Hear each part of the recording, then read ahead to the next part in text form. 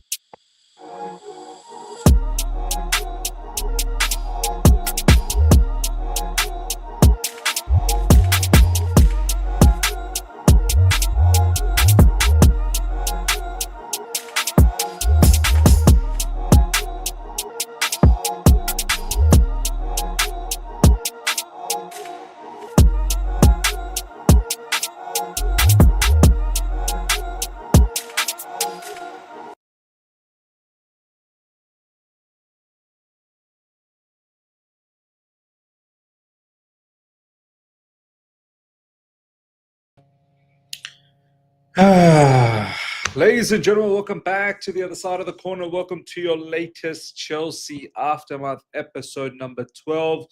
I'll have the lads here very, very soon. Connor is I think he's in Sky Sports at the moment. He's just doing a quick interview and he'll be here very soon. I've got CB in the background already. I'm going to bring him in. CB, brother, how you doing?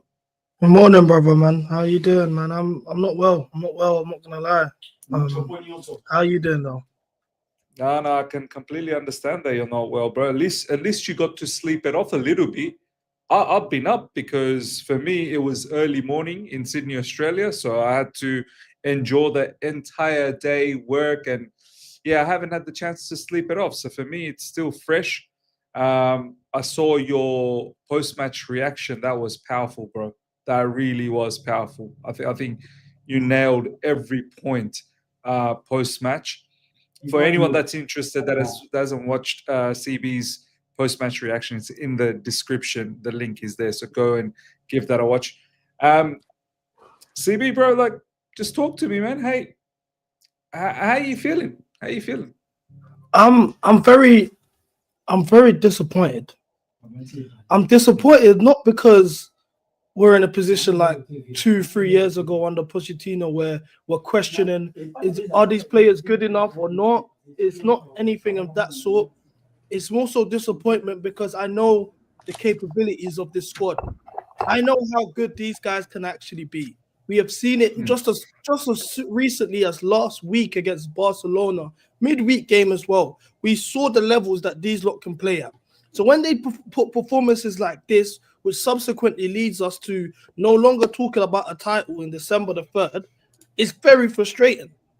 You know, it's not like what we're asking for is the absolute most. We're not asking for them to transfer money into our accounts and so we can go on holiday and live our lives. We're asking for you guys to show up against Leeds away.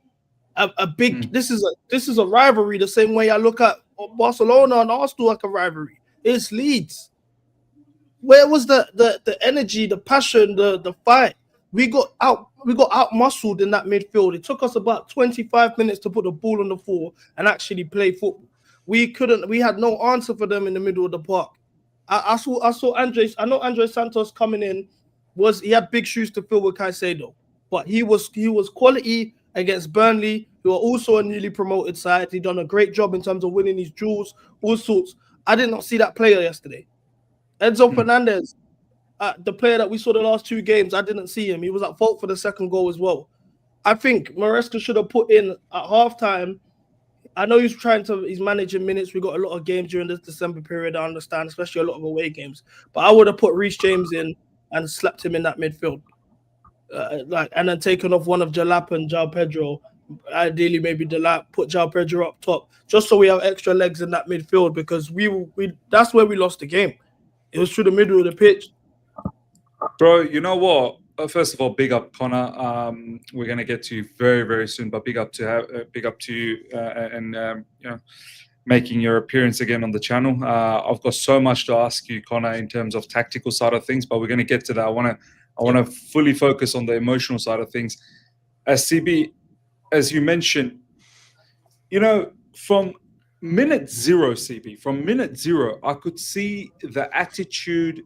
I could see our demeanor, our behaviorism was wrong. From minute zero, you could see Leeds from the get-go, from the kickoff, the intensity was different. Now, it's not the first time I've noticed this, right? We've seen Chelsea have this sort of sluggish behavior, sluggish intensity before. But you'd think that, okay, after 5 minutes, I don't know if you remember, CB and Connor as well, there was a moment early parts of the game where I think in the first 5 minutes where they were rushing us and Enzo Fernandez was screaming to his teammates, come on, what's going on here? Like, while we just still, I don't know if you guys saw, like he was saying, lift, we need to lift here because if we don't, it doesn't really matter. Now, before I go to Connor, I want to ask you, CB, post-match, a lot of people were telling me on socials, on the live chat, but see, this is why, you know, our squad's not good enough. My personal opinion is, and I want to hear what you have to say, but I want to quickly just let you know, the squad should be good enough to beat Leeds. I'm sorry. I'm so sorry. It should be good enough to beat Leeds. What's your thoughts? Yeah, I agree. The squad definitely should be good enough to beat Leeds, but on top of that, what I think the problem was yesterday is the over-rotation of that back line, man. And it's the people that you're rotating in. I don't know why Tosin is still getting minutes. We saw after that Sunderland game, he doesn't have the capabilities to be a centre-back for our team. No disrespect to him at all. I know he's friends with Palmer. I know them lot got their relationship. It is what it is, you know. Sometimes, like, I don't know if you're a basketball guy. You see Giannis and Thanasis and Antetokounmpo. Thanasis is there because the star man just keeps him sweet. It's one of those type of situations. Now, I don't care about that relationship anymore because now it's becoming a hindrance to our club. He should have not been starting after that Sunderland game when he came on within 10 minutes and we conceded a goal and he was at fault for it. I think what should have been done is Josh Acheampong should have gotten his minutes in that back line. I think Maresca should have put the strongest 11 he could have put out anyway, and then from the 55th minute, 60th minute mark, you start taking off the tired legs and rotating. I don't like the fact that we go into the games rotating. There was a lack of respect shown to Leeds United today. This was a Leeds United that put Manchester City under the cosh. I know they lost the game, but you can see they have the ability to hurt a team. I think we was disrespectful with the way we lined up and we paid the price. I don't think it's about the squad not being good enough. I just think there's certain players that just shouldn't be in part of the rotation. 100% agreed, man. I feel like as soon as I saw the lineup, the first thing I said, why Tosin? What, like, we've seen enough. Connor, I want to come to you now in regards to this whole Tosin situation, right? Because this guy, even prior to the mistake that he made at 2-1, which a lot of us thought, maybe just a glimmer of hope, that we get the equalizer, maybe we could get the winner. But that situation there completely threw all of that away, right? Mm-hmm. Let's park that for a second. Even prior to all of that nonsense that took place, I'm sorry, Tosin was rubbish. I felt in the first half he was one of the weakest link for us in defense. Connor, surely Enzo Maresca, you can't just be picking Tosin just for his ball-playing ability. I know there was one really good pass that he fizzed through the middle in the second half, but this guy's a proper hindrance. All my bad memories of this season, I swear, he has been involved in and around those memories. Why is Maresca persisting on playing this guy? Yeah, I mean, it's tough to say, isn't it? Because I think that, as you've rightfully said, I think he causes us more problems than he solves. I think that on the ball, Maresca likes him for what he is in that sense, in terms of a ball-playing sort of central centre-back. But I think that the amount of changes that we need to make to afford him to sort of be in the team, in terms of having a player either side of him in the rest defence, so having 3 at the back instead of 2. I mean, you saw it even more when he sort of was pushed over to that right centre-back and Gusto was pushed into midfield in the second half, playing more of a 2-2-5-1. I think that exposes him even more than even having 3 where he has 2 players sort of either side of it, or 1 player either side of him. I think that it has to purely be the fact that last season he showed that he could at least be a competent backup. But I think this season it's sort of all been undone, and I think Maresca's now just sort of sticking with it because of what was last season. And I agree, I think Acheampong has to come in, because I think that's what we need. I think he would have made such a difference in terms of just being able to sustain pressure higher up the pitch and then be able to sort of take it from there and earn that right to sort of play and take control of the game. Don't you also think, Connor, that with Acheampong simply replacing Fofana, that would have been the more of a adequate rotation? Like, I feel like after Fofana, Acheampong's someone who's as close as possible to Fofana. I'm not saying they're completely similar in terms of profile, because I know you talk about profiles a lot. I feel like Acheampong's profile kind of matches a little bit to Fofana's one, and that way you're not really changing the entire setup. Like, you've got Cucurella, you've got Chalobah, you would have had Acheampong, who can emulate what Fofana does to a certain level, and obviously I would have gone with Malo Gusto and not play Chalobah on the right. I understand the rotation. I fully get that we need to rotate, but as CB said, isn't that too much of a rotation and too much of a profile change to bring in Tosin, to bring in Badiashile, and then to shift Chalobah to the right as well? Yeah, it is. And I think Maresca got it massively wrong last night. I'm a huge fan of Maresca. I think, like, I've been massively in favour of him the entire time, but last night was one of those games, one of the few games in his time at Chelsea that I've truly disliked the selection and the tactics, like both together. And I think he got it tactically wrong, and I think he got it selection-wise, got it wrong in that sense with Tosin over Josh as well. And exactly as you're saying, I think the profiles are so key, because it's all about balancing those profiles. And I think that, as you rightfully said as well, the other thing is, if you started Josh with Badiashile, that's also a partnership that we saw, again, very, very sort of lightly, but we saw it for 2 games, I'm pretty sure, in a row. And in both games, they looked really good together. And a lot of people wanted to see more of that.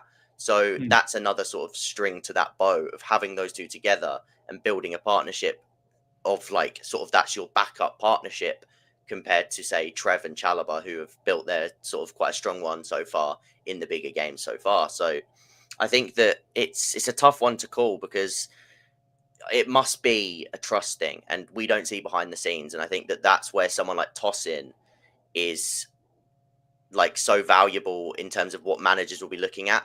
Again, I don't agree. I don't think he should be playing like again because I think that he's doing us far more harm than good. But when you try to sort of look at why the decisions are being made, I do think it has to be to do with his sort of presence every day, sort of his everyday presence at the club and what he brings on that sense. But it doesn't make it right. 100% agreed. CB, I want to talk to you about that incident of that third goal now, right? Because a lot of people telling me, Miz, it's Malo Gusto. It's Malo Gusto who should have cleared the ball. Let's say for argument's sake, right? Okay, Malo Gusto is the one that should have gone long. At least he didn't dwindle on the ball. At least he thought, you know what? I'm going to straight away pass it to Tosin. Tosin had enough time to control and then smash it away. The guy gets the ball. He's dwindling on the ball, gets the ball snatched off him, and then he has the audacity to be upset. I mean, how do you see that incident? Do you feel Tosin was he hard done by? Was it Gusto? Was it even Enzo Fernandez? A lot of people saying Enzo Fernandez should have cleared the ball. I think they were both at fault for that one. This is like grassroots football. You know already. You shouldn't really be passing around across goal. You know this stuff. Gusto, yes, should have cleared it, but same with Tosin. I don't know why he positioned himself as if he was trying to go across goal as well. You should have just got rid. No nonsense from the both of them. But I think they were both at fault for that goal. But it's very frustrating, man. That I think also the second goal conceded, I'd put down Enzo Fernandez because you mentioned Enzo. Yeah. When he had the heavy touch in our final third. And he didn't recover. Andre Santos was poor in there as well. And great finish.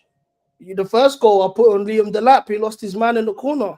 He was moving like Aubameyang against Tyrone Mings. Yeah. Even with the second one, CB, like no one's closing down the Tanaka's shot. Like no one's close. Like he's setting up for a shot. No one's there to close the guy down. Yeah. Yeah, and like Connor said, like this is one of those games where you got to put the finger at Maresca here, man.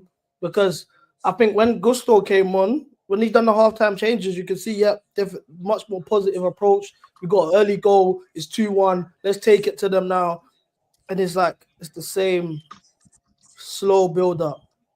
We were really, really struggling to build up today without Caicedo. Andre Santos was hiding from the ball a lot. Enzo Fernandez was like taking on higher roles in the pitch, so it was literally a lot of the three centre backs just dilly-dallying with the ball with each other and trying to just look for a chance to go up wide. I think Garnacho coming on was a great substitution, brought a lot of energy, created a chance. Palmer should have put that away, but I think the issue with Maresca is, and this is a problem now that's been the case since last season, is his ability to break down back fives. Like. It's a mess, bro. Like every time we come across a back five, exactly we lose. He has no answers for it, and it's actually worrying because I think it was against Sunderland where he came out and said, "Oh, we were practicing with a back four all week," and then we sort of put out back five, and I had to change things out last minute. But that doesn't really instill confidence in me as a fan hearing that. And then seeing how this is the second back five you've come across since then, and it's the same thing again. It looks like you don't know what to do. There's no answer. Going forward, we're a mess. Delap had 2 chances in the first half. One was a half chance. Another one, he should have buried it. Should have hit first time with his left foot. João Pedro put on a plate for him. Palmer had his chance. Then we had the goal. Other than that, we created nothing. It's like we struggle against these back five teams, and I don't know what to do about this. Like, no, 100%. Connor, yeah, if you want to switch it up to your phone, 100%, it's up to you, man. If it helps Yeah, I've with just the tried. It's with been a the bit iffy. But can I touch on the yeah back five thing? Because I think that yeah go on something last night yeah that something that was different last night, and I still need to. I rewatched the game straight after the game, so I had my first rewatch. I'm gonna go rewatch it again after this, so I can sort of like take actual bits from it. But something that nobody really sort of picked up on is the system was actually different in terms of how he was trying to go forward, and it didn't work. But what Maresca did try to do is essentially have Delap and João Pedro both as centre forwards, pinning the wide centre backs instead of having what we usually do, where Delap is the actual centre forward and João Pedro is the number 10. And like I say, I don't think it worked very well. But I think what he was trying to do is pin those wide centre backs so that when we got the ball into our wingers, they were able to go more 1v1 and not have the help defender be that sort of wide centre back. They weren't able to sort of come over because they were pinned. However, again, I think that the quality overall, just it was poor. Like the tactics didn't work, but I think that João Pedro was terrible. I think Gittens took far too long to sort of feel like he was in the game. Second half, I think he was a bit more forceful with his actions. But I mean, even for his assist, what again, people were sort of, I think Gary Neville said it on commentary, is that it was all of a sudden Jamie Gittens had just switched his mentality. I think the difference was the pass that he received for the assist was ahead of him. So he had no choice but to spring into action, because if he didn't continue with his momentum forward, he would have lost the ball. And I think with players like that, it's a bit like how I used to say it with Mudryk, is if you play to them so that they're playing to their instincts, then it's far sort of superior for them, because they're not thinking and they're just going with the wind and they're going 1v1. And I think that's where that first goal sort of sprouts from for us. I think Esteval, you could see that he was trying to go 1v1 quite a bit, because again, Delap was looking to pin that centre back. But again, it was just a poor game from him, and that's going to happen. He's 18. It's not the end of the world, but it was poor from him. Like he had a poor 45. So I think that it's, like I say, the tactics, he did try to switch it up, and I don't think it worked. But I think as well, the quality of, like, the individual quality of a lot of the players out there was just so below the level as well, that it sort of compounded and just made it all 10 times worse. No, 100%, man. I want to touch base on all of these individuals. About those were fantastic comments in regards to, what sort of took place. CB, I know you're one who you rate Gittens a lot, and to be honest, I never wanted Gittens in the first place to come to Chelsea Football Club. But as soon as he came in, I was like, do you know what? It is what it is. We're going to back him, right? Because for me, it's not the fact that Gittens isn't a good player or anything. I just thought we've got enough of these youngish, sort of inexperienced players. Let's get someone a little bit more experienced. Doesn't necessarily have to be old, but a little bit more experience in those areas. But CB, in the last few games, when Gittens has started, this brother, confidence is a huge deal for him. Like, when this kid is not confident, it seems like he's not capable. And on top of that, as what Connor said, it seems like he needs to be pushed into instinctive football. He can't seem to think when the ball is on his feet. When he needs to think for himself, it seems like he can't, he's unable to do so. And these sort of things, it's becoming a bit of a hindrance, man. It really is becoming a hindrance. As you said, Garnacho came on and looked a lot better. Like, where do we go with, like, how long do we stay patient with Gittens? Is it ever going to change? Like, I think Gittens was one of the bright spots of the game yesterday, to be honest with you. I think the first half was terrible all round. If Delap took the chance that João Pedro put on him, his first chance, I think we have a different conversation today. But I think Gittens was actually all right. The problem is, with players like Gittens, it's freedom of expression. That's where they thrive in. You know, you put the ball in their feet, they do whatever they feel that makes sense as a winger. They want to take on their man consistently, and you get put in a system like this where you're not allowed to take up the priority is recycling possession.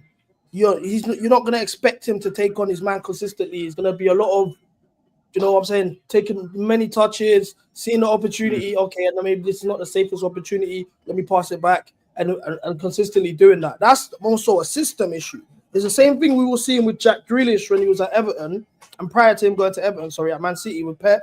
And then you see him at Everton constantly taking his man on like he was doing at Aston Villa. Similar to what Savio when he was at Getafe. Was it Getafe? Getafe, Malaga. No, Girona. Verona, sorry, that's it. Verona. But what would you say about Doku? Doku takes his man on. Like Doku's consistently But taking the man. it took Doku a while to get to that point where he was doing that to a level where we're like consistently. He would have his games like similar to Gittens. He would have his games where he's getting assists and he's beating his man, and he'll have other games where you don't know what's going on with him because he's just going backwards. This is what comes with this rigid system where the onus is simply on keeping the ball. It's not about taking risks. You can't beat your man, like you can't keep trying to beat your man. If you lose the ball, you're coming off the pitch. It's similar to the way we're building up yesterday. We're 2-1 down. We've got a goal now. It's time to take the game to them, and we're doing sideways passes on the halfway line for 5-10 minutes. We try to do a forward pass, we lose the ball, we're getting hit on the break. These are. Do you agree with this comment? CB? Just to counter your point. I would say, wow, the thing is with Garnacho had 2 opportunities where he went down the touchline, he created 2 chances. Aside from that, it was the same thing as well. Sideways passes. It wasn't like Garnacho was constantly bombing down the touchline doing the same thing again and again every time he got on the ball. It was the same thing. Sideways passes. He got the opportunity to get him behind, and he done well. Credit to him. Palmer should have scored a goal. But aside from that, it was the same. Same with Neto. Neto, when he first came on the pitch, he had a burst of energy. He looked like, okay, he's about to take on players. And then, again, sideways passes. What can you do? As attackers in the system, I grew up in the type of football I grew up watching was where we used to have number 10s who could express themselves. We had wingers that were doing a bunch of skills on the touchline. You know, I grew up on that.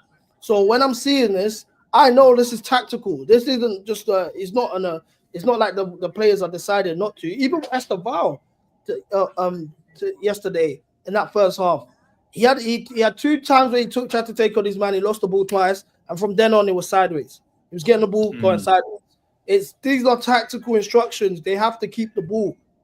That's what it's about. And whereby however long it takes to build up, we have to firm it. It's patient build up. You can't lose the ball. Connor, do you kind of agree with that it's instructions, or because I feel like I've seen when Garnacho comes on, or even Esteve in other matches, like he goes and takes the man on. They specifically try and isolate him 1v1 so he can take the man on. But I've not seen enough from Gittens to say that he's consistently looking to do that. I feel like yesterday, much like everyone else in the squad, in the team, like lethargic in movement, like whenever Gittens got the ball, I felt like he didn't show enough urgency on the ball. He was just sort of dwindling around, much like everyone else. We're going to get to everyone else as well, but do you feel that's the case, or it's the tactics that's hindering him? I don't think it's the tactics, because I think that the idea is to isolate those wingers and let them go 1v1. And I think that like I've said this before, I think it's about the speed of thought from a winger on like whether to do it. Madueke was one of the best in this sense because his turn of thought was instant to face up and go forwards. Esteval did it on a few occasions, lost the ball. Like I said, I think the game was set up to actually aid the wingers. I think that by watching it back and seeing how we used Delap and João Pedro as the 2 strikers, we basically vacated. We didn't have a number 10 yesterday, essentially. We had Enzo and Cucurella playing as wide central midfielders and João Pedro and Delap playing as 2 centre forwards. We essentially left that entire like number 10 position open. So I think that the idea was to let the wingers go at their man and try and beat those sort of, because Leeds have had both of their fullbacks are fairly weak 1v1. But I think Esteval lost the ball a few times, maybe lost his confidence, dropped his head. Like I said, I think the mentality of the game, it dropped for Esteval because you could see he was frustrated because he started kicking out. Like he started kicking out. Yeah. He wasn't at the races. And that, again, that happens. That's not a sort of thing to beat him with because he's 18. And I think the same with Gittens. I think we've seen it in certain games where his confidence starts to grow throughout the game. And I think second half, CB said it as well. I think he was a bright spark. I think second half, thought he was brilliant in that first sort of 10, 15 minutes. I thought he was really sort of electric.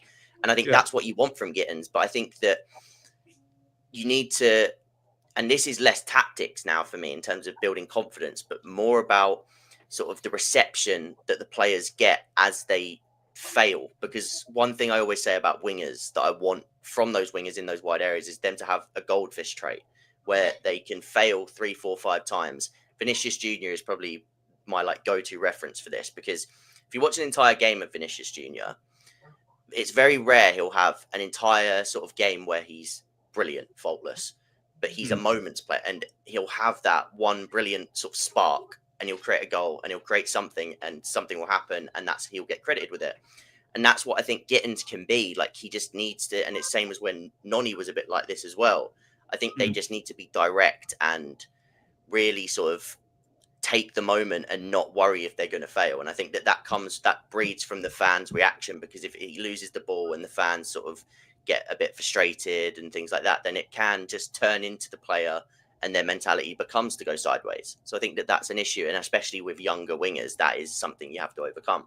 So I think that's where I sort of stand on it, but it doesn't worry me long term, because I was a big fan of Gittens before he joined, and I think that he'll come good, because I think he has a lot of really brilliant raw tools to be a 1v1 winger. Were you a little bit shocked that Gittens started ahead of Garnacho? I sort of thought before the game Garnacho is probably going to start. I wasn't too peeved off by the fact that I saw Gittens. I was just thinking, well, you'd think with the the state of play that has happened so far, that maybe Garnacho is just a tad bit ahead at the moment in the race, that he would have started. Did that shock you a little bit that Gittens started over Garnacho? Not really, because I kind of expected it. Again, I wouldn't have been shocked either way, but I think that coming into a game like this, where we knew they were going to be somewhat defensive, and they have 2 fullbacks that are probably the best place to target, I think that having those 1v1 threats on both sides was going to be key. And I think that if you're talking about players who can beat their man and sort of create something off the cuff, off the dribble, Gittens and Esteval are your 2, really. Neto and Garnacho are a little bit sort of more, they're supposed to be more sort of running in behind or being a little bit more efficient with their touches, sort of combination play to get in and stretch. So yeah, I'm not worried about Gittens at all. I just think that he's so raw that he is going to need time, and people don't want that, because we've just sold Madueke, Sancho's gone off on returned from his loan, and we've bought in players that are supposedly now going to need a year or 2, when people, of course, they wanted the finished product now, and that's fair. But I think that if you knew the player we was getting, then this won't surprise you. No, fairs, man. CB, let's talk about Liam Delap, man. I don't know your stance on Liam Delap. I did see your post-match reaction. You were very, very, you were going in, absolutely going in on him. Look, me personally, I like the player. I like what I saw last season. I thought he did very, very well for Ipswich, a team that, naturally was in the relegation battle, and obviously would have found it very difficult game in, game out. And I thought, for a player to be part of that team and performing the way he did, I thought there's a player in him. But this, Delap that we're seeing right now, and I get it, he's been away from the footballing scene for a little while, he's been injured. But I remember the very first instance yesterday, he wasn't even looking at the man. He was literally just going in. Sorry, he wasn't even looking at the ball. He was literally just going into shoulder barge or knock out the man.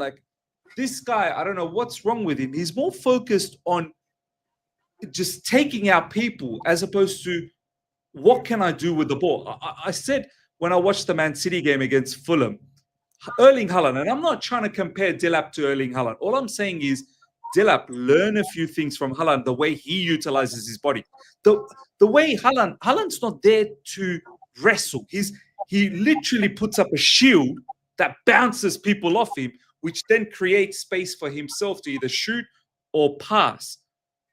Delap, for me, is doing a whole heap of madness that is not good at all. Not for him and not for Chelsea. Yeah, Delap. To be honest with you, I wasn't really fond on the signing prior to him coming in. I always said it at the time. I know it wasn't a popular opinion at the time, but I said I'd Jackson offered a lot more to us than Delap did. And I wasn't happy with Jackson leaving to bring him in. I don't see Delap impacting the game ever without scoring. His back to goal game is non-existent. He can't hold up the ball. Aerially, he doesn't win any of his aerial duels. Even when we do go for the long ball, like you said, he looks for the man more than the ball. His hold up game is non-existent. Link up is suspect. Sometimes he puts the good ball there. Majority of the time, he doesn't. When he does get into the box, he had 2 chances yesterday to score. One was in the first half. João Pedro put on a plate for him. All he had to do is hit it first time on his weaker foot. He forced it with his right foot. Poor finish. Second chance, again, João Pedro lays out for him. This time, I'll say that was more so a half chance, wide. So it's like, you're not offering us goals because his whole thing the argument when he came in was he's a better finisher than Jackson. He's not finishing at a high level that we expect. Your hold up and link up game is nowhere near the level of Nico Jackson and what he was bringing for us in terms of winning those defensive battles. You know, like I look at the Bournemouth game as a perfect example of what Jackson was doing, impacting without scoring, how he managed to handle Hoyson and Zabarini. And I'm looking at these performances. This is a championship these are championship defenders. Leeds are going back down. There's no question about it. These fans themselves know they're going back down. These are championship centre backs. If you can't invoke your presence and just take over the game, whether you score or not, just impact the game. The fact you can't do that, and now we're halfway through the season, I'm worried about you.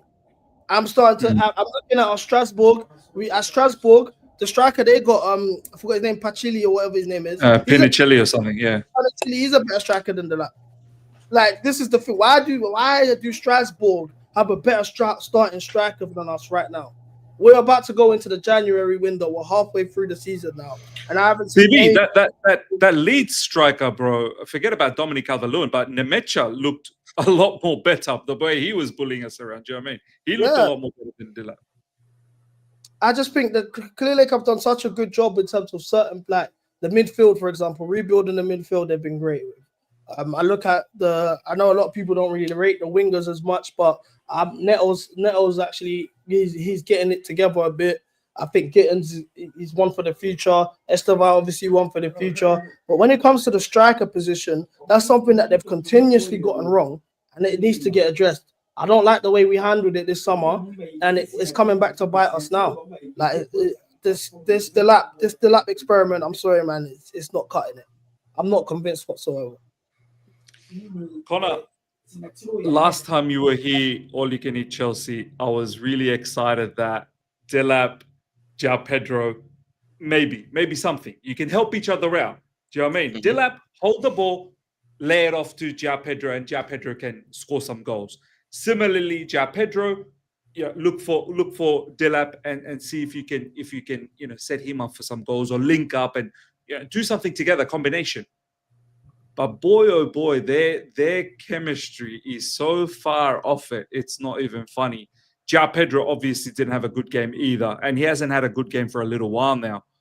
And Delap, I'm not seeing the basics from him. That's what worries me at the moment. Like, I'm not seeing the basics.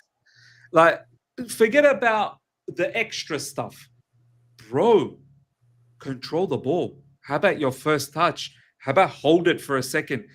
Allow for players to come and join you. These sort of things are starting to really worry me. Now, there was also another moment, I can't remember, when Delap was going in very, very rash into one of the Leeds defenders. I remember the TV showing Maresca, and Maresca said, Delap, calm. I don't know if you remember that one, because they say, calm down. Like, this kid, where are you at? Like, I still trust him. I still feel that this guy can be a huge England international striker one day. But what's going on? Because I feel like this is like the best time to play for Chelsea. And if you're not performing now, then when is it going to happen? Do you know what I mean? Yeah, he's a tough one because I like Delap. I liked him at Ipswich. I watched a lot of him for like different pieces of work that I've done. I watched him live like for Ipswich once or twice. I like him. I like what he's got as a raw package of skills, and I think that there's enough there for him to be developed into a top end centre forward. I think that again we talk about his application. If you can tone down certain bits of aggression and but still keep that tenacity to go and want to win the ball, go and want to be in a fight. I think that that's like, again, it needs to be at the right level so that it's not boiling over and getting silly red cards like he did against Wolves, because that is an issue he's had for a while. But I think that there's a lot there to like. His ball striking mechanics are like, again, his actual mechanics are good. It's not shown really this season. There's been quite a few times where he's sort of reeled up to take a shot and it's either sort of gone sky high or he's just like not got enough behind it. Again, in terms of the basics, like you're saying, I think that there is actually some issues with certain parts of his game. I think one thing that he's never been good at is sort of creating for others and his like link in that sense. I think we saw it against, who was it against where he didn't lay the ball off? Was it Burnley? I think he didn't lay the ball I think off. it might have been Burnley. Yeah, it was Burnley. That's something he's always had an issue with, is sort of like he's a bit sort of trained to be that sort of one-man band up front. And I think that that's something you got to sort of coax out of him. But I do think there's enough there. Now, the big issue that I think we made was selling Jackson, because that should never have been done, in my opinion. I think he should have remained the starting number 9 this season. And then you bring in Delap because he has a more physical skill set that we did direly need. Like, we've needed a more physical number 9 for a while. And then I would have tried to sort of use him off the bench, but also sort of grow him throughout this season, whilst Nicholas Jackson gives you a more complete profile and allows you lots of different things. He can run in behind, he can link play, he can sort of drop deep and carry you forward. He can offer you a lot of different things. But I think now what we've ended up with is João Pedro and Delap, who offer both drastic different things, but also lack certain things themselves. And they're also trying to settle in, build connections. Like you said, the connection between the two of them isn't quite linking right now. It's not quite sort of clicked. And I think all of those things that start to sort of layer on top of each other, it just makes more problems in the attacking third. A lot of the things in the attacking third will come down to the sort of synergies that you build. And Palmer and Jackson had a pre-established one.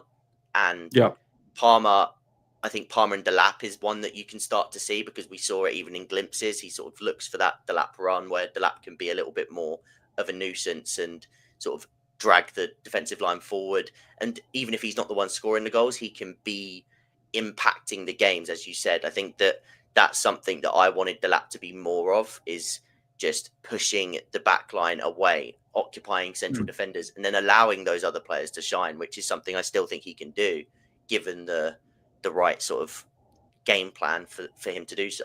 So he's a tough one to analyze at the minute, because he's not been good enough at all, and the basics have been off.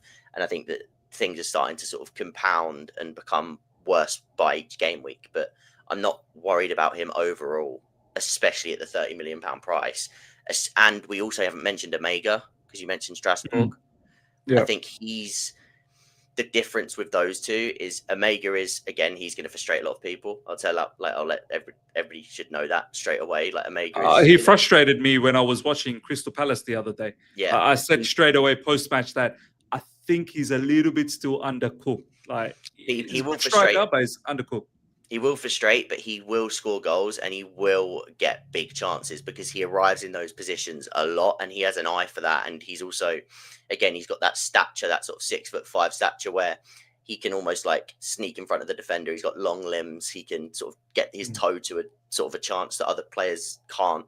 And his XG will be high and he will score a lot of goals. But in terms of overall play, I can guarantee he'll frustrate a lot of people. But he's another one to mention in that sort of striker bracket.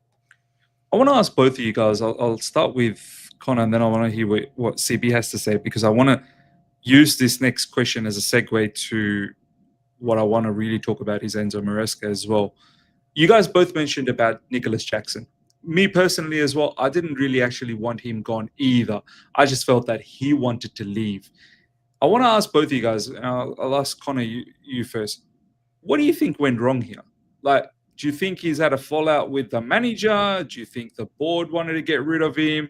Do you think he was just over Chelsea Football Club? Because yes, he missed chances. I'm not going to forget that he missed gilt-edged chances, but I think majority of the fan base also believed that there's a certain skill set that Nicholas Jackson brought, which was beneficial to the team. And it was still a requirement in the team. But I also felt that Chelsea Football Club was kind of trying to push him away as well. So how do you look at that? Like, where did this drive come from of trying to get rid of Nicholas Jackson? I mean, the information that we've seen, it seems like him and Maresca fell out. Like, it seems like maybe the red cards in timely moments. The Newcastle one was a big game at the time that looked like us trying to secure top 4. He gets sent off. That's a big sort of like moment. And then he does it again in the Club World Cup. So I don't know. To me, it feels like it was a mixture of him falling out with Maresca because of those sort of petulant moments. And again, his attitude, we don't know completely, but he was never shy of sort of showing his disappointment. So I think that is maybe a part of it. But then, of course, there's the other side of, did they think it's a good time to cash in on him? So did the owners have a part to play in that, like the directors? There's so many different sort of angles to look at it. But from what we've heard, it seems like the one that they want people to know about is the falling out with Maresca. CB, do you feel that's how you see it as well, that ultimately Jackson and Maresca probably had a fallout? Because I see a lot of people consistently talk about, fans drove him out, I'm like, I don't think so. Like, ultimately, I feel so. I lean more on that side, to be honest. I think the relationship with the fans just wasn't there. I got to a point where I was just thinking to myself, why am I paying for these guys? Like, you see online, he was getting a lot of stick online. He used to like limit his comment section a lot, because whenever his comment section was open, he was getting a lot of slander. Also just the Twitter, TikTok. I could even say I've played a role in that myself. Well, I didn't know it would lead him for him to leave, but also yeah, man. I think he just got to a point where he just was like, I don't have a relationship with this fan base. Like, I want something else for myself. I didn't know about all this stuff with him and Maresca. That's new information to me. If that is the case, then that is a bit crazy considering what we have right now. But yeah, I think he just got to the point, and then the red cards, the way the fan base reacted to that, it was just the point where it's like the relationship was just fractured between him and the fan base, and he wants something else for himself. That's how I took it. But it's such a shame now, because this time last season, Jackson had 9 league goals. Yeah. So how many goals does João Pedro and Delap have in the league combined? Maybe what? It's not 9. I think João Pedro might have 5 or 4. I think João Pedro got 3 goals. Delap don't have any in the league for us. Yeah, Delap doesn't have any. Yeah. It's sad, man. I'm starting to look at this like maybe we have taken a step backwards, because even this time, our title race ended. Well, last year's title race ended from Christmas Eve against Everton. We was 2 points. We were 2 points away from going top if we beat Everton. We drew, and then we lost to Fulham. That's when our title race ended. We're in December the 3rd. It's over. So if you look a year on, we've taken a step backwards in how quickly the title discussions have ended. You look at the striker situation. We had a striker on 9 league goals at the start of December, and we currently have 2 strikers that have come in, and they're not even touched half the goals combined with each other. It's shocking. It's when you look at it from that perspective, it's really frustrating, because we all expected to go a step in the right direction after that Club World Cup, and it feels like we haven't. It feels like we've stayed still stagnant. And this is what I want to talk about now. And before I go to Connor, CB, it's a perfect segue, because what a week we had, right, lads? Burnley victory, Barcelona victory, and we should have won against Arsenal, but disappointment nonetheless. It was a hard-fought, draw at the end. And we all thought, okay, here we go, some fixtures that are coming up that are winnable, and maybe we can have that title run that we've all aspired for so many seasons. We've literally suffered as a fan base, and a lot of us just wanted some glimmer of hope this season, and it's been dashed away with one game, like literally one game, because Arsenal ended up winning as well. They look like the juggernaut that they are this season. They just don't seem to stop. and we, on the other hand, faltered against Leeds the very first game, and we've got Bournemouth next. CB, how much of, because for me, sure, you can blame the squad, no problems. It's not the perfect squad. We've always said that. But there are certain individuals you just don't play, like we've touched base on Tosin, we've touched base on some other players. There's so many different angles Maresca could have taken. But even that, CB, even at halftime when we were down 2-0, you could have made enough impactful changes to ensure that, okay, let's go in with the right attitude and try and get this. Like, I don't understand why Delap stayed for that long. Why he even came on in the second half, I don't understand. Tosin is another one I don't understand why he stayed on. I get that you took off Esteval because he seemed like he was getting played out of the field, but at the same time, like I know you said that Gittens, you liked his game, but me personally, I didn't like. How much of this, the crash and burn of the title race already do you put on Enzo Maresca? I have to go back to all the points dropped from the very beginning. I look at the Crystal Palace game. I already wouldn't put that on the gaffer. Crystal Palace at that point, their form was great. They're currently 1 point behind us in the league, if I'm not mistaken. But they weren't very great. They had a long unbeaten run at the time. I wouldn't really put Crystal Palace on them. Man United, we got an early red card. I've even skipped Brentford. Brentford, I don't know, man. I won't put that on Maresca, to be honest. I wouldn't put that on Maresca. I won't forget that second goal where 4 players went up for the same ball and they all lost the duel. That was crazy. Yeah, definitely wasn't on Maresca. That game wasn't on Maresca. Man United, the early red card, the substitutions, I think there, he kind of tucked his balls between his legs there a bit. The Esteval subs, Neto subs, Palmer coming off.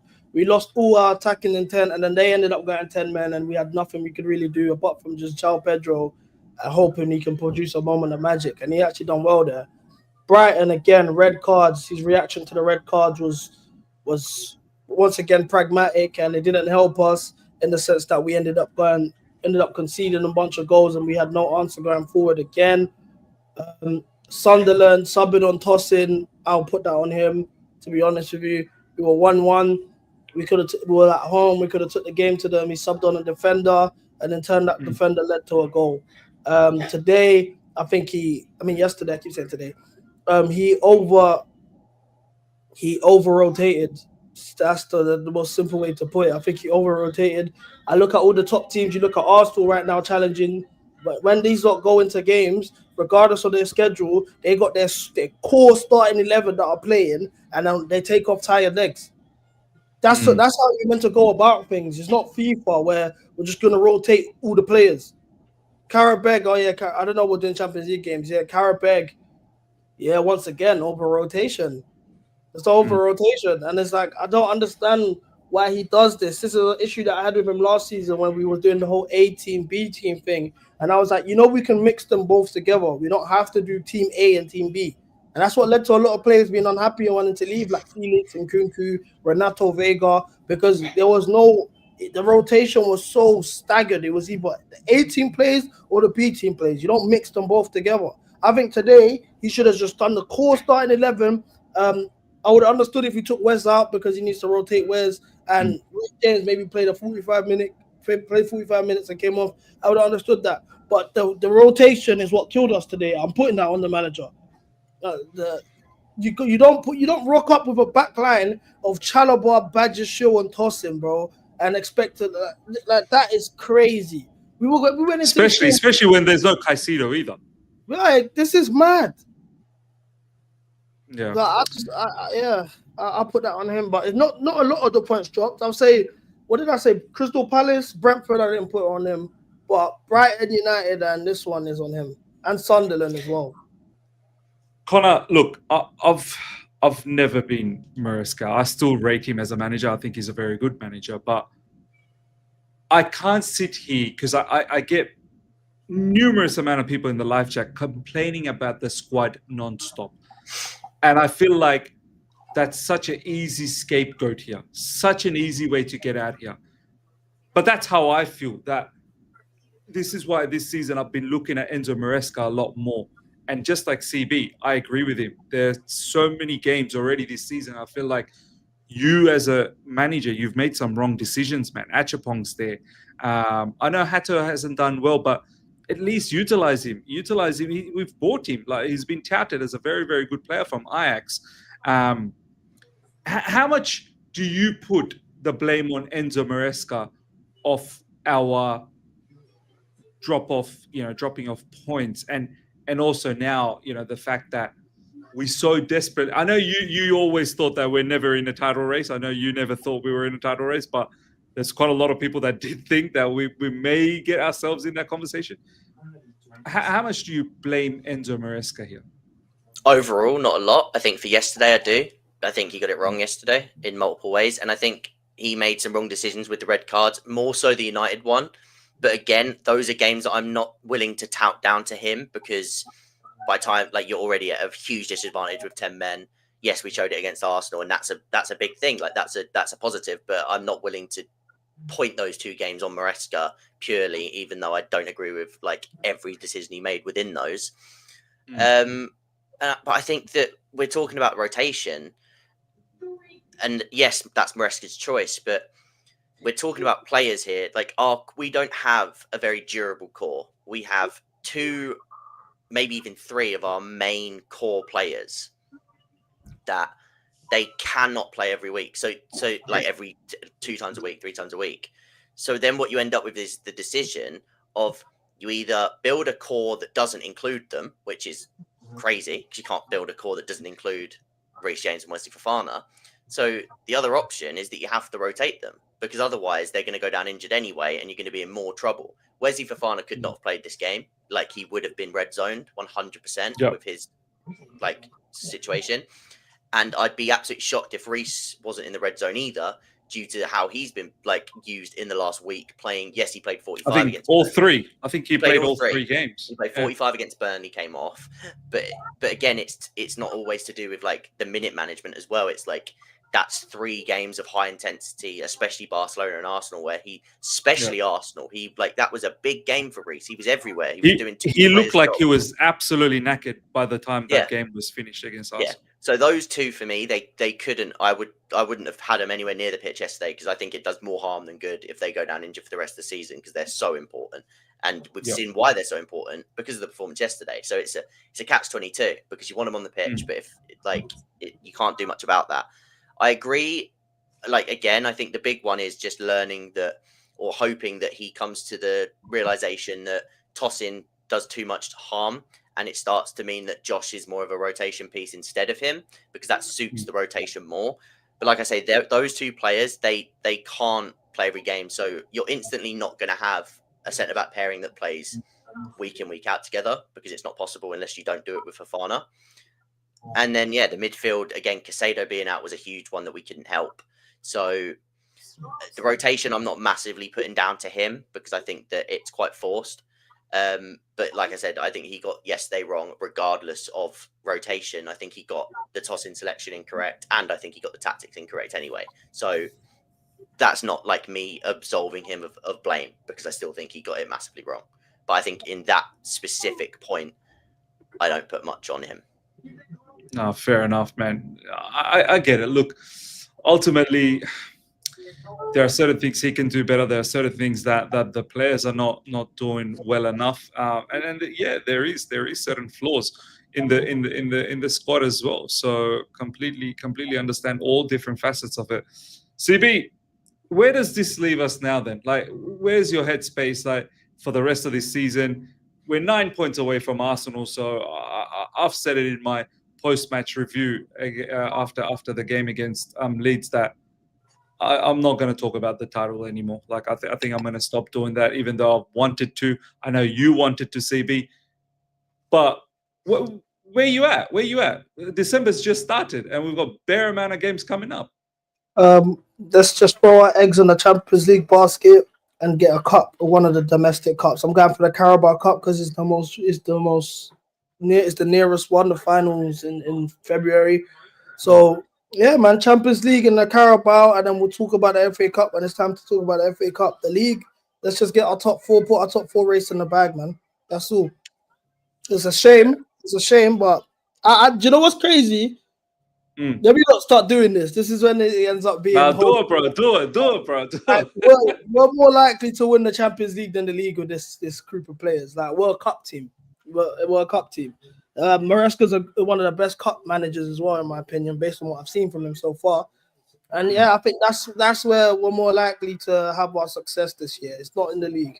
The league, let's just win our big games for bragging rights. You know, we got City in January. We got Arsenal again in February. We're gonna go our last. Have you seen our last 6 games of the season? By the way, our fixture list is insane. We've got Liverpool, United, Spurs.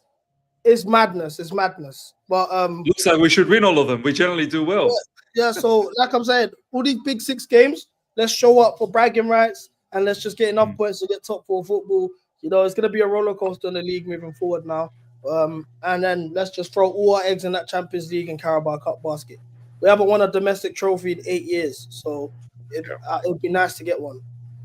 And looks like the path in the Carabao Cup, I think we've got Cardiff, so win that, you're into the semi-finals, and then God knows what can happen from there. Connor, I know you were never there in terms of title race, so I can't even ask you how you feel. You're not disappointed because you already felt that's how it is. I'm disappointed, just as a fan. But yeah. Like you said, the expectation hasn't changed.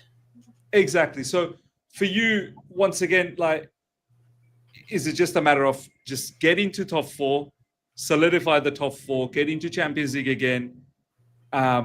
There's no way Arsenal's going to be caught. The way these guys are moving and how methodical they are, how locked in they are.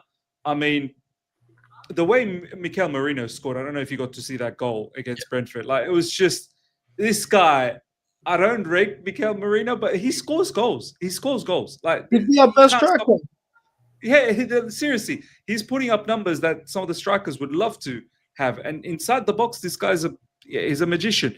Are you in the same spot as well? Like, just solidify Champions League, get one of the cups, as CB said. If you can go as far as possible in the Champions League, great. And then maybe next season, with another year of experience under the belt, we'll see where it takes us next season. Is that where you're at as well? Yeah, same expectation for me. I want a better top 4 finish. I don't want it to get scrappy near the end, so I want it to be more secure. And then I want, exactly like CB said, I really want a domestic trophy this year. I want to break the Wembley curse. That was my thing coming into this year. I want to go to Wembley and win something, Carabao or FA. That's what I wanted.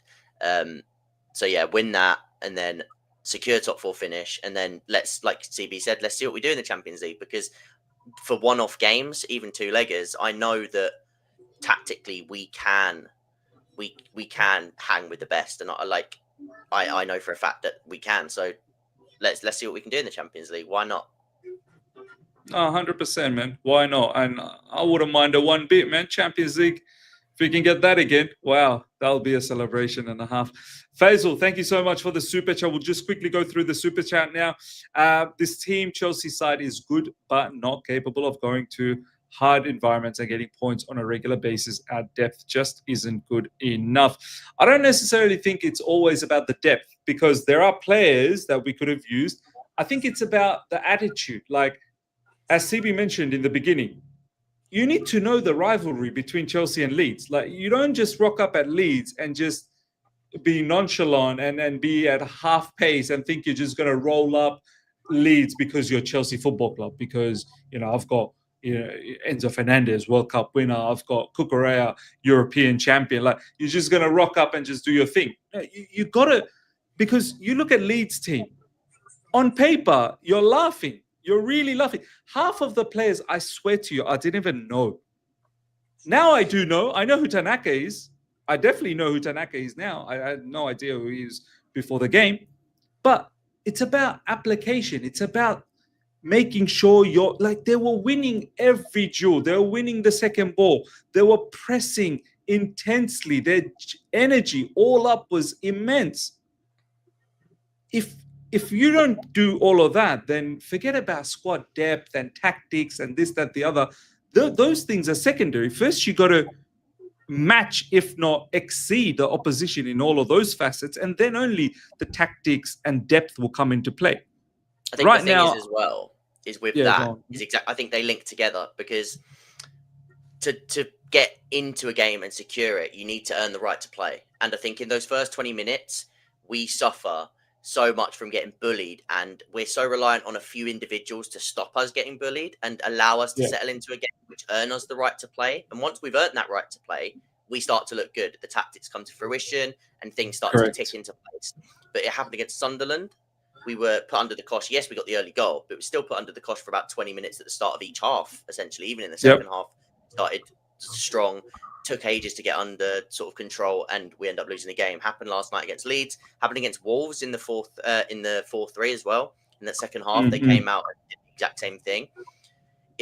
We're too reliant on the likes of Wes, Reece, Casado, even Cucurella, who they're the players that earn us the right to play football.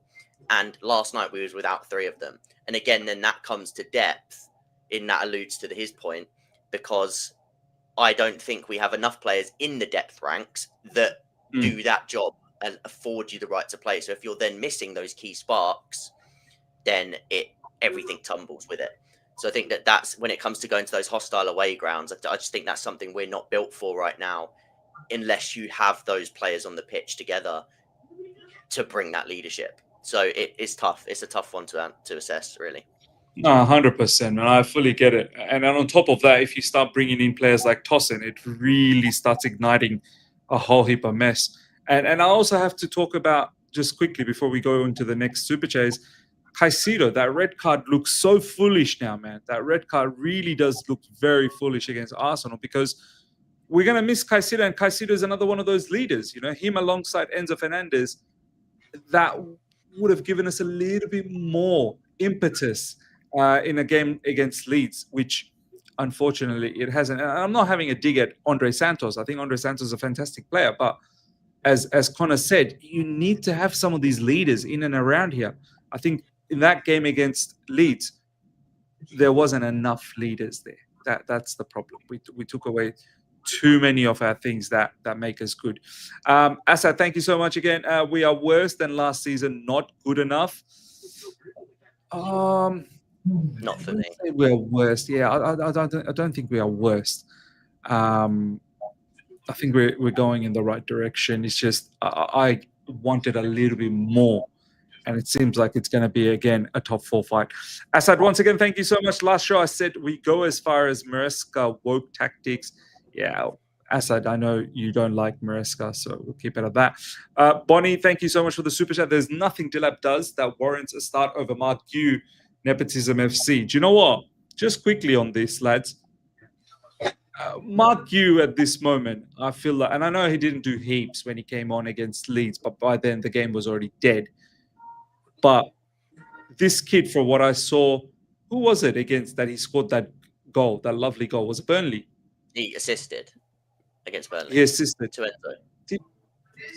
Did he score one as well? Not that long ago? Mark Yu? I don't think he scored this season. I think it was Conference League, no? I might be Champions League. Might have been Champions League. In the Champions League. Oh, he did. He got one in the Ajax 5-1. Yeah. Yeah, no, but yeah, you're right. It's the assist that I'm talking about against Burnley, I think, for Enzo Fernandez. I feel like there needs to be a fair, opportunity given here. Like if Delap is not on the money, he's not in the race, we shouldn't disregard Mark Yu. Is that how you guys see it, or you guys sort of think now Mark Yu is out of the picture completely? I think they're two cheeks of the same mask, if I'm being honest with you. I get. Yeah, I do think Gu should be getting chances now, though. Seeing how the Delap's performing, but if we're turning to Mark Gu, that just tells you what our situation is right now. That's a fair assessment, man. Gone are those days when we used to have Drogba, Torres, Anelka, Sturridge weren't even getting minutes these times. Like Shevchenko. Do you know what I mean? Those bare number of strikers. I mean, Connor, you feel the same as well? Or do you think Mark Yu at least needs to get a look in whilst Delap is just not completely clicking yet, or you feel Gu just doesn't have a future at Chelsea? I'd be bringing him off the bench. I think he's a bit of a chaos agent in that sense. If you need him for 10, 15 minutes off the bench, I'd probably do that a bit more. But I wouldn't be starting him over Delap because purely, like you just sort of said, I think that it would be more beneficial to us right now to play Delap into form and play him into those synergies rather than Guy, who I don't think has a long-term future there. But 10, 15 minutes off the bench, I think he shows like his energy is a chaos agent. He can spark things and make things out of nothing. So I'd use him more. Yeah, and then ultimately use those 15 minutes to perhaps put him in the market. Not January because he's sort of out of the market for January because he's played for 2 teams, but potentially for the summer, I suppose. AP, thank you so much for the super chat. It's dark when you don't have Caicedo Lavia to build up. It's dark. Santos is so shit on. Yeah, I think you've got it completely wrong there, man. I don't think Santos is shit one bit. He had a poor game. Not that long ago against Burnley, he had a really good game, backed it up with a very good game against Barcelona as well. Yes, it does impact. Look, when you take away enough good players from the team, it'll impact the rest of the team. 100% it will impact the rest of the team. Now it's up to Maresca. How do you manage the rotation? Do you know what I mean? Like, do you just go gun-ho and just get rid of all the key attributes of a team, which will handicap the whole team, or do you put a couple of them in there so that it's not too much of a change and ensure that we still get some sort of a result? GG, thank you so much. We need to talk about João Pedro, Premier League proving, by the way. Look, yeah, he needs to wake up. He needs to wake up. I don't know whether because Enzo Maresca said that he also has a knock, but he's not been performing well. Now, look, Cole Palmer's back. Let's see what happens to João Pedro, because I've been saying all along that I think João Pedro will play a lot better with Cole Palmer in and around there. So let's see. That's all I can say.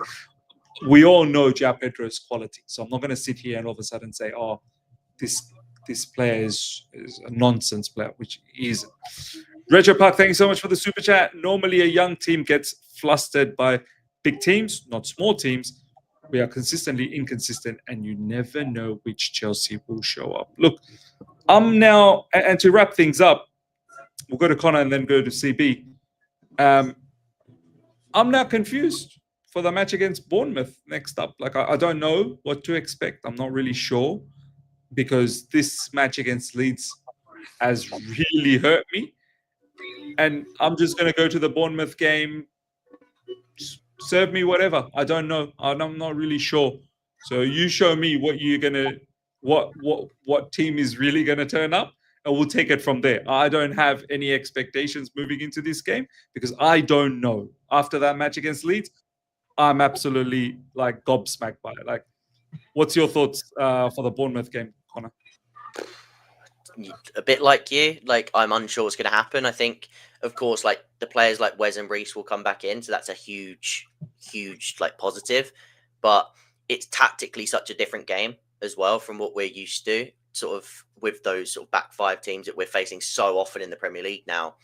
Bournemouth will come out as a bit, and yes, that plays to our advantages. But again, you've got to make sure it doesn't catch you off guard. So I'm intrigued, is what I would use the words for, because a bit like you, I'm unsure exactly what to expect.